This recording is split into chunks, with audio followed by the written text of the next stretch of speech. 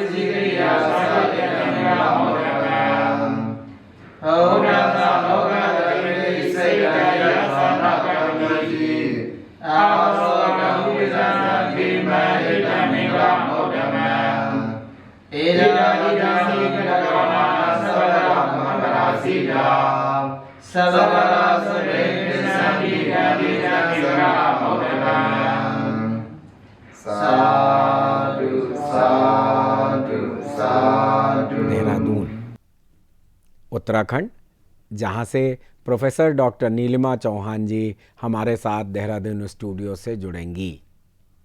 Doctor Nilima जी Buddhism पर उच्च शिक्षा प्राप्त की हैं तथा देश विदेश के अनेकों सम्मानों से अलंकृत होने के साथ साथ अनेकों मंचों पर बुद्धिज़्म पर अपने विचार रख चुकी हैं। आज इसी क्रम में हम बुद्ध तथा पाली साहित्य पर विस्तृत चर्चा करेंगे। जैसा कि आपको पता है या जो नए दर्शक हैं वो जानते हैं या हम उनको बताना चाहेंगे, क्योंकि यह विषय बहुत ही विस्तृत है और अगर इसे हम बहुत छोटे समय की सीमा में बांधेंगे तो यह अपना मूल रूप ही खो देगा। इसलिए हम इसे एक योजना के तहत विभिन्न भागों में आपके समक्ष प्रस्तुत करने जा रहे हैं। आज के एपिसोड में हम इसका पहला भाग ले रहे हैं। नमो बुद्धाय नीलिमा जी, आपका बहुत बहुत स्वागत है। जय हिंद, नमो बुद्धाय। मैं डॉक्टर नीलिमा चौहान, धम्मदीप के इस कार्यक्रम में आप सभी का स्वागत है। आज मेरा विषय है बौद्ध तथा पाली साहित्य। मैं आज इस विषय पर अपना वक्तव्य दूंगी। हम शुरू करते हैं भारतीय वाङ्मय में बौद्ध साहित्य, जिसे कि हम पाली साहित्य भी कह सकते हैं, उसका बहुत बड़ा महत्व है। इतना ही कहने से हम इस महत्व को पूरी तरह से विश्लेषित नहीं कर सकते। अगर यह पाली साहित्य हमारे पास नहीं होता तो हम हमारे इतिहास के जो अंधकार रुद्ध भाग थे उस पर प्रकाश नहीं पड़ता। अगर यह पाली साहित्य हमारे पास नहीं होता तो शायद इतिहास के, समाज के विषय में, इतिहास के शैक्षणिक विषय, इतिहास के जाति विषय, इतिहास के वर्ण व्यवस्था, इन सारी बातों को शायद ही हम समझ पाते। इसीलिए पाली साहित्य हमारे जीवन में बहुत बड़ा स्थान रखता है। अगर पाली साहित्य न होता तो शायद हम हमारे ऐतिहासिक नगरों पर हम वर्णन नहीं कर पाते। अगर पाली साहित्य नहीं होता तो शायद जो विस्मृति के गर्भ में चली गई जो हमारी संस्कृति और जो हमारे नगर, हमारी इतिहास, हमारी धरोहर जो थी, वो हम फिर से पुनर्जीवित नहीं कर पाते। और इसीलिए हमें पाली साहित्य को पढ़ना और पाली साहित्य के बारे में अधिक से अधिक जानकारी ज्ञात करना, मुझे लगता है यह हर बौद्ध व्यक्ति के लिए बहुत ही ज़रूरी है।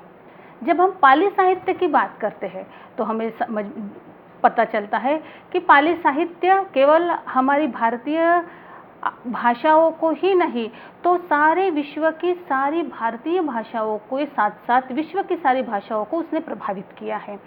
इतना ही नहीं तो अगर हम देखते हैं कि हमारे भारत के आसपास जो एशिया देश है, Sri Lanka, Myanmar, Vietnam, Cambodia, Laos, इन सारी विश्व की भाषाओं को भी प्रभावित किया है। पाली भाषा यह केवल भारत की भाषा नहीं तो आज पूरे विश्व की भाषा हो चुकी है, क्योंकि भारत का यह पाली साहित्य आज विश्व की हर उस भाषा में अनुवादित हो चुका है जिसे कि हम बौद्ध तथा पाली साहित्य के बारे में हम जानकारी लेते हैं। इतना ही नहीं तो इस पाली साहित्य ने विश्व के उस कई ऐसे भागों पर शांति प्रदान करने का काम किया है जो कि कई हजार वर्षों से जहाँ पर संघर्ष चला आ रहा था। इतना ही नहीं तो पाली साहित्य ने हमारे सामाजिक और राजकीय संबंध बहुत ही अच्छा और मजबूत बनाने में बड़ा मूलभूत योगदान दिया है। इतना ही नहीं तो इस साहित्य की शैली, भाषा, संस्कृति यह इतनी विशाल है कि जब हम किसी भी साहित्य को उठाकर जब हम पढ़ते हैं तो हमें पता चलता है कि बुद्ध ने उस समय जिस भाषा में उपदेश दिया, जिसे हम आज पाली कहते हैं, उस भाषा का महत्व कितना बड़ा है। क्योंकि इतना ही नहीं तो हमें पाली साहित्य के माध्यम से वह अमूलाग्र सामग्री दिखाई देती है, जिसमें कि हमारे भारतीय इतिहास, समाज, शैक्षणिक स्थिति, इतना ही नहीं तो राजकीय संबंध हमारे कैसे थे, हमारी भौगोलिक सीमाएं कहाँ तक थी, इतना ही नहीं तो हमारे सारी सांस्कृतिक धरोहर जो थी, इन सारी चीज़ों से हमारी साहित्य जो पाली साहित्य है वो हमारा भरा पड़ा है। इसीलिए आज हमें पाली साहित्य और पाली साहित्य के बारे में जानना बहुत ही आवश्यक है। अगर हम पाली साहित्य के इतिहास और दर्शन की ही बात करें तो हमें पता चलेगा कि इतने विशाल सामग्री इस इतिहास और भौगोलिक इसमें है कि इतना ही नहीं तो पाली साहित्य से कई ऐसे दर्शन निर्माण हुए हैं, जिसे कि हम कह सकते हैं कि जो आने वाले समय में हमें हर उस क्षेत्र में मदद करता है, जिसे कि हम आज कई जगह पर उसकी विशेषताएं पाते हैं। जैसे कि हम कह सकते हैं कि मानस शास्त्र, जैसे कि हम कह सकते हैं कि पुरातत्व, स्थापत्य, इन सारे क्षेत्रों को पाली साहित्य ने बहुत बड़ा योगदान दिया है। क्योंकि इस पाली साहित्य के बारे में जितना भी हम कह सकते हैं उतना कम है, क्योंकि पाली साहित्य यह आज हमारे केवल भारतीय ही नहीं तो विश्व की धरोहर बन चुका है। क्योंकि बुद्ध ने अपने जीवन में बुद्धत्व प्राप्ति से लेकर महापरिनिर्वाण तक जितने भी उपदेश दिए हैं, वह सारे उपदेश हमें पाली साहित्य में ही दिखाई देते हैं। यह अलग बात है कि उस प्रदेश और काल के अनुसार से वह कालानुक्रम से वह अनुवादित होते गए, लेकिन इस पाली भाषा और इस पाली साहित्य को जितना हम नज़दीक से जानने की कोशिश करते हैं, उतना ही हम और गहन होते जाते हैं। क्योंकि जब इस साहित्य में कई ऐसे बातें जब ढूंढते हैं, तब हमें पता चलता है कि सचमुच 2500 साल पूर्व क्या भगवान बुद्ध की जो दूरदृष्टि थी इतनी प्रगल्भ और व्यापक थी। जब कई साहित्य में से कई ऐसे सूत्र है जिसे हम जब देखते हैं तो हमें पता चलता है कि ये साहित्य के सचमुच इतना विशाल और इतना विस्तीर्ण है कि जिससे हमें केवल हमारे जीवन में ही नहीं तो सारे विश्व को दुखों से मुक्त कराता है। इतना ही नहीं तो इस सामग्री से हम अपना व्यक्तिमत्व विकसित कर सकते हैं, हम समाज में शांति और सद्भावना ला सकते हैं। इतना अमूल्य साहित्य जब हमारे पाली साहित्य में भरा पड़ा है तो हमें कहीं और देखने की ज़रूरत नहीं है। इसलिए क्योंकि भगवान बुद्ध ने पूरे 45 वर्ष तक पूरे विश्व में घूम घूम कर जो धम्म प्रचार किया, वह केवल और केवल पाली भाषा, जिसे कि उस समय मागधी कहा जाता था, उसी भाषा में किया। और इस भाषा का महत्व और इस भाषा का बड़ा विशेषताएं रही है कि हम पाली साहित्य इस भाषा और इस उपदेश से प्रगल्भ पाते हैं। जब हम पाली साहित्य की बात करते हैं तब हमें पता चलता है कि पाली साहित्य 2 भागों में बटा हुआ है। पहला भाग है त्रिपिटक साहित्य और दूसरा भाग है अनुपिटक साहित्य, या फिर उसे कहते हैं पीटकेतर साहित्य उसे कहा जाता है। यह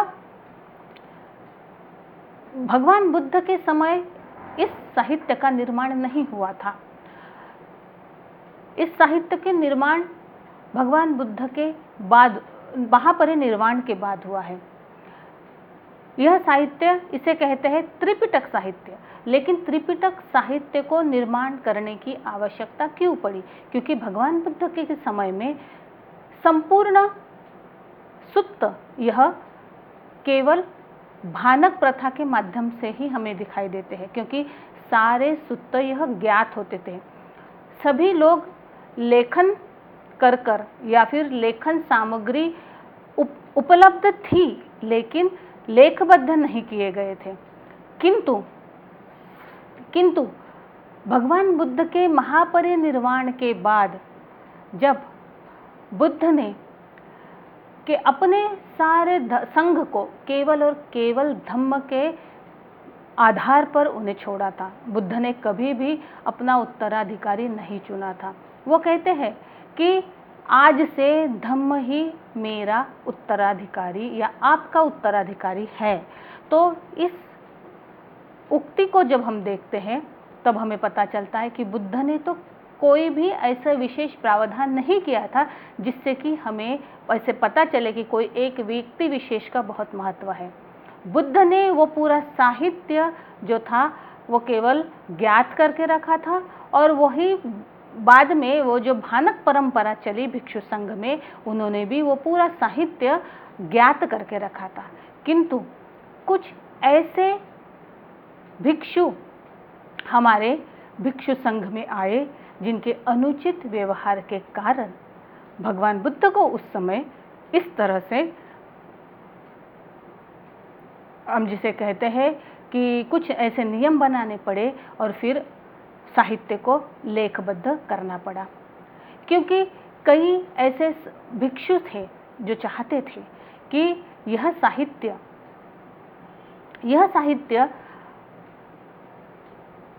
लेखबद्ध हो ना हो यह तो बात की बात है, लेकिन वह चाहते थे, कई ऐसे भिक्षु थे वो चाहते थे कि ये जो नियम भगवान बुद्ध ने बनाए उस नियम के माध्यम से हम इस नियमों को जिस तरह से जो पालन कर रहे हैं उसमें कुछ लवचिकता मिले।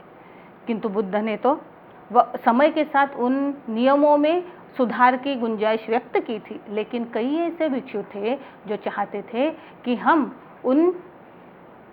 उसके बारे में या फिर संघ के नियमों के बारे में हम लोग थोड़ी लवचिकता बरतें।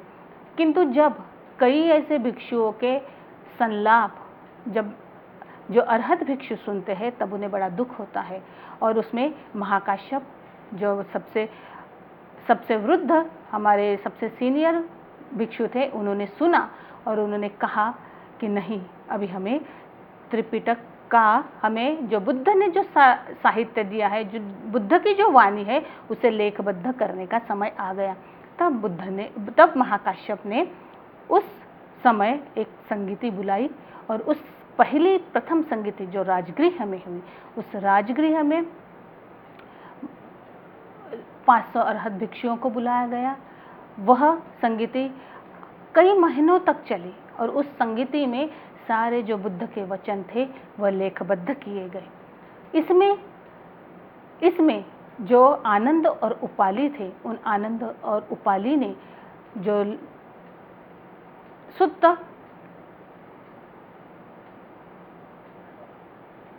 सुत्त कहे, उसमें विनय के बारे में उपाली ने तो आनंद ने सुत्त के बारे में बताया। तो इस तरह से जब सुत्त का संगायन चलता रहा और यह सुत्त हमारे सामने जो लेखबद्ध होते गए, उस लेखबद्ध होने के बाद यह साहित्य बढ़ता गया, और बढ़ते बढ़ते इस साहित्य के माध्यम से हमें कई ऐसी बातें ज्ञात होती है जो कि बुद्ध के काल में कई जगह पे हमें दिखाई नहीं देती है। अब जब यह हम समझते हैं कि साहित्य तो हमारे सामने है, लेकिन इस साहित्य के माध्यम से हम इस साहित्य को किस तरह से दूसरों तक हम पहुंचा सकते हैं, तो इस माध्यम से महाकाश्यप ने जब त्रिपिटक का संगायन किया, तब आनंद और उपाली इन दोनों भिक्षुओं को जब प्रश्न पूछे गए और एक एक उत्तर के साथ साथ जब त्रिपिटक का संगायन, उसमें सबसे पहले सुत्तों का संगायन किया गया, क्योंकि सुत्त सबसे अधिक आनंद को ज्ञात थे। उसके बाद जो विनय था वो विनय उपाली, वह विनयधर कहा गया है, तो उपाली को सबसे ज़्यादा सुत्त ज्ञात थे। तो इन दोनों ने पूरा सुत्त और विनय का संगायन किया, और धीरे धीरे इन सुत्तों के साथ हम देखते हैं कि इन सुत्तों के साथ साथ सारी चीज़ें सामान्य रूप से चलने लगी। किंतु किंतु जैसे जैसे साहित्य बढ़ता गया वैसे वैसे हमें जो साहित्य में छिपी हुई जो बातें थी, जो हमें आज तक ज्ञात नहीं थी, वह इस साहित्य के माध्यम से हमें पता चला। हमें पता चला कि भगवान बुद्ध उस समय इतने बड़े मानसशास्त्र थे कि उन्होंने मन का अध्ययन किया। हमें पता चला कि भगवान बुद्ध का संघ किस बुनियादी ढांचे पर खड़ा है, उसके बारे में हमें पता चला। भगवान बुद्ध के जीवन से लेकर मृत्यु तक जो भी यात्राएं उन्होंने की, उसके बारे में हमें साहित्य से पता चला। इतना ही नहीं तो इस साहित्य के माध्यम से हमें एक प्रदेश से दूसरे प्रदेश तक की जो यात्रा थी, उस यात्रा में जो कुछ भी प्रदेश आते थे, उसकी सीमाएं, उसमें जो भौगोलिक परिवेश था, उसमें जो सामाजिक रीतियाँ थी, उसमें जो कर्मकांड थे, उसमें जो जाति व्यवस्था थी, उसमें जो वर्ण व्यवस्था थी, तो इन सारी बातों का ज्ञात हमें इस पाली साहित्य से होता है। यह पाली साहित्य केवल और केवल हमें ज्ञान ही नहीं देता, तो यह हमें मूल्यों के आधार पर हम अपना व्यक्तिमत्व विकसित कर आगे कैसे बढ़े और हमारे व्यक्तिमत्व के साथ साथ हम हमारे समाज का भी विकास कैसे करें, इन बातों का भी ज्ञात कराता है। तो इस तरह से धीरे धीरे इस साहित्य के माध्यम से हम आगे बढ़ते गए और साहित्य प्रगल्भ होता गया और समृद्ध होता गया, साहित्य बढ़ता गया और हम इस साहित्य के माध्यम से आज हम हमारे सामने जो त्रिपिटक साहित्य है, उस त्रिपिटक साहित्य के माध्यम से ही हम बुद्धकालीन जो भी ऐतिहासिक दस्तावेज है वो हम देख सकते हैं। उसका यही नहीं तो उसका अभ्यास कर हम उसे कई बार संशोधन भी कर सकते हैं। तो ये सारी चीज़ें अगर हमें ज्ञात करना है, इसीलिए हमें पाली साहित्य की बहुत आवश्यकता है। पाली साहित्य केवल हमें हमारा विकास ही नहीं तो समाज में जो कुरीतियाँ उस समय थी और अगर आज भी समाज में उस तरह की कुरीतियाँ हैं तो हम उससे तुलना कर सकते हैं कि उस समय क्या परिस्थिति रही होगी जिस समय भगवान बुद्ध ने अपने उपदेश के माध्यम पे समाज में सद्भावना कैसे बनाए रखना है, एकता कैसे निर्माण होगी, शांति कैसे बनी रहेगी, इस तरह की बातें बुद्ध ने उस समय बताई, जिससे कि आज भी हमें वह बहुत ही प्रेरक और मार्गदर्शक है। इसीलिए हमें साहित्य पढ़ना बहुत ज़रूरी है। जब हम देखते हैं कि साहित्य का विस्तार तो बहुत पूर्व से चला आ रहा है, जब ये साहित्य केवल मौखिक था, जब पाली में था, केवल बुद्ध उपदेश के माध्यम से भिक्षुओं को बताते थे, तब मौखिक था। लेकिन धीरे धीरे जब इसे लेखबद्ध किया गया, तब जो बातें हमें पता भी नहीं थी वह बातें हमें साहित्य के माध्यम से पता चली। और साहित्य हमारे जीवन में बहुत बड़ा रोल या भूमिका निभाता है और इसीलिए हमें इस चीज़ को समझना बड़ा आवश्यक है कि हम इस साहित्य को किस तरह से लोगों तक पहुंचाए, क्योंकि साहित्य यह समाज का प्रतिबिंब होता है। इसीलिए जब भी हम साहित्य का अध्ययन करते हैं तो हमें उस साहित्य की मूलभूत बातें जाननी बहुत ज़रूरी होती है। जैसे कि मैंने कहा कि यह साहित्य, इसे पाली साहित्य, इसे त्रिपिटक साहित्य कहा जाता है। अब त्रिपिटक, इसका अर्थ क्या? त्रि यानी तीन और साहित्य जो वांग्मय कहा गया है, तो तीन क्या है? तीन कौन सी साहित्य है जिसे कि हम बात कर रहे हैं, जिस पर कि बुद्ध ने जो प्रकाश डाला है, बुद्ध ने जो उपदेश दिए हैं, वो सारे हमारे त्रिपिटक साहित्य में संग्रहित किए गए हैं। आपको जैसे कि पता है कि जिस तरह से हर धर्म के अपना एक पवित्र ग्रंथ या साहित्य होता है, उसी तरह बौद्ध लोगों में या बौद्ध समाज में यह त्रिपिटक साहित्य बहुत ही मौलिक और बहुत ही महत्वपूर्ण ग्रंथ माना गया है। इसलिए इस त्रिपिटक साहित्य का अध्ययन करने के लिए हमें उसकी मूलभूत बातों को जानना बहुत ज़रूरी है। अब त्रि का मतलब, जैसे कि मैंने कहा कि तीन होता है। तीन क्या है? तो पहला है सुत्त, दूसरा है विनय, तीसरा है अभिधम्म और पीटक का अर्थ होती है पिटारिया या मंजूषा जिसे कह सकते हैं, या पेटी हम जिसे कह सकते हैं, जिसमें कि यह सारे सुत्त समाहित किए गए हैं। अब जब हम त्रिपीटक की बात करते हैं तो हमें पता चलता है कि 3 पीटकों में या 3 यह जो है इन पिटारियों में संग्रहित किया गया है। तो सुत्त किया गया है, सुत्त का अर्थ होता है सूत्र, सूत्र यानी बुद्ध के वचन, बुद्ध वचन जो कि सुत्त पीटक में या सुत्त जिसे कहे गए हैं, वचन के माध्यम से सुत्त हम कहते हैं। सुत्त ऐसे होते हैं जो कि जितना हम वो उस धागे की तरह है जो भगवान बुद्ध ने दिए, सुत्त वो उस धागे की तरह है जो कि धागा जितना भी खुलता जाएगा वचन उतने ही खुलते जाएंगे। इस सुत्त में यह सुत्त केवल एक मार्गदर्शक सुत्त ही नहीं तो बहुत ही मौलिक सुत्त है जो कि बुद्ध की वाणी से निकले हुए हैं। और बुद्ध की वाणी जो कि पाली भाषा में थी, वह वाणी के माध्यम से यह साहित्य हम तक पहुंचा है। तो यह सारा सुत्त पीटक हमें इस पिटारी में दिखाई देता है। तो विनय पीटक, विनय पीटक में जिसे कि हम कहते हैं जो सुत्त उपदेशात्मक रूप में है, वह विनय में अनुशासनात्मक रूप में है। तो ये अनुशासन जब तक व्यक्ति में है तब तक यह विनय पीटक के माध्यम से ही है, क्योंकि संघ को अनुशासित करने के लिए बुद्ध ने विनय बनाए थे। जैसे कि हम आगे जैसे जैसे हम आगे बढ़ेंगे वैसे वैसे इन सारी चीज़ों को हम एक एक करके इस पर प्रकाश डालते जाएंगे।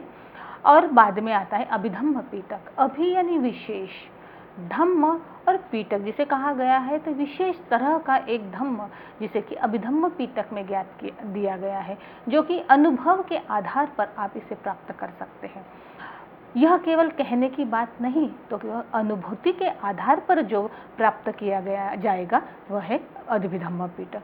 तो इस तरह से इन त्रिपीटक का कार्य हम देखते हैं कि ये साहित्य जो पूरा बुद्ध के वचन जो है ये संपूर्णतः त्रिपीटक में ही संग्रहित किए गए हैं।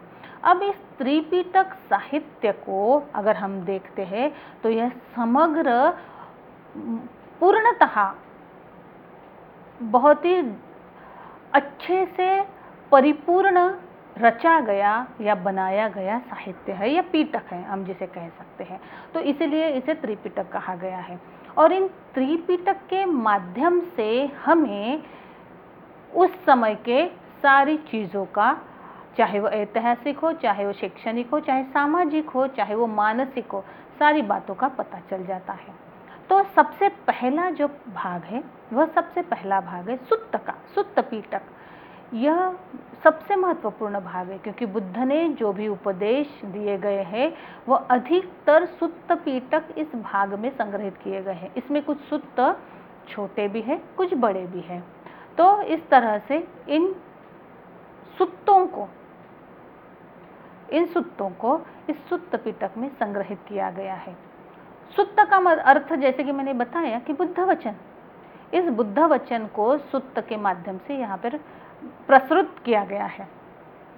अब जब हम सुत्त पीटक की बात करते हैं तो हमें देखना होगा कि बुद्ध के वाणी से ऐसे कौन से महत्वपूर्ण सुत्त है जो हमारे सामने आज त्रिपीटक साहित्य के माध्यम से है, जिससे कि हम कह सकते हैं कि ये त्रिपीटक साहित्य को तो एक बहुत महत्वपूर्ण आधार तो देता ही है, साथ में समाज में एक दिशा दर्शक भी है। केवल समाज में नहीं तो संपूर्ण विश्व में यह एक प्रेरक है। इसीलिए इस सुत्त पीटक को जानना हमारे लिए बहुत ज़रूरी है, क्योंकि यह बुद्ध के वचनों से परिपूर्ण ऐसा भाग है जिसे बुद्ध ने स्वयं अपने अनुभव के आधार पर जो अच्छी चीज़ें थी वो इस सुत्त पीटक में बताई है। और इसीलिए हम इस सुत्त पीटक को जानेंगे और इस सुत्त पीटक में ऐसी कौन सी मूलभूत बातें हैं इसके बारे में हम अगले एपिसोड में हम लोग इसकी चर्चा करेंगे। तब तक आप धम्मदीप के इस कार्यक्रम के लिए मुझे इजाज़त दीजिए। अगले धम्मदीप के अगले भाग में हम फिर मिलेंगे, तब तक के लिए नमो बुद्धाय। तो नीलिमा जी, आपका बहुत बहुत आभार। आपने अपने कीमती समय में से समय निकालकर हमारे दर्शकों को इस बौद्ध तथा पाली साहित्य पर बहुत ही ज्ञानवर्धक जानकारी दी, लेकिन यह विषय बहुत ही विस्तृत है, तो कल हम इसके अगले भाग को आप तक लेकर आएंगे। तो साथियों, आज के इस विशेष प्रोग्राम में बस इतना ही। अब समय हो चुका है आज के प्रोग्राम के विश्राम होने का, लेकिन उसके पहले आपको बताते चलें कि आपके मन में भी जो प्रश्न हो, जो जिज्ञासाएं हों, वह आप इस प्रोग्राम में पूछ सकते हैं। और प्रश्न पूछने के लिए आप हमारे व्हाट्सएप नंबर 9639010109 पर आप प्रश्न भेज सकते हैं, या हमारी ईमेल आईडी subhartibuddha@gmail.com पर आप भेज सकते हैं। जैसा कि आपको विदित है कि प्रश्न का जवाब हमारे विशेषज्ञ सीधे तौर पर देते हैं, इसलिए हमें आप अपनी जिज्ञासा भेजने के लिए स्वतंत्र हैं। तब तक मैं आरपी सिंह मेरठ स्टूडियो से और प्रोफेसर डॉक्टर नीलिमा जी देहरादून स्टूडियो से लेते हैं विदा। कल इसी समय आपके समक्ष फिर उपस्थित होंगे। नमो बुद्धाय। सुभारती कैंसर इंस्टीट्यूट, विश्व की अत्याधुनिक मशीन द्वारा कैंसर का हर तरह का इलाज, साथ ही MRI, cardiac CT scan, kidney, hip and joint transplant, hair transplant, endoscopy, laparoscopy, neurosurgery आदि सुविधा भी उपलब्ध हैं। 24 hours emergency, dialysis and diagnostic services. Subharti hospital, NH58 Meerut. Raj Bihari Bose, Subharti University, Dehradun. The road to your professional development starts here. Registration and admissions are open. For more info, dial 761-758-5561, 761-758-5566, or log into our website www.rbbsu.edu.in. Swami Vivekanand Subharti University, one of the leading universities of North India. 250 acres campus, 220 plus professional and vocational programs, 20,000 plus students. Give wings to your career with Swami Vivekanand Subharti University, Meerut, Delhi, NCR. नमो तस्सा भगवतो अरहतो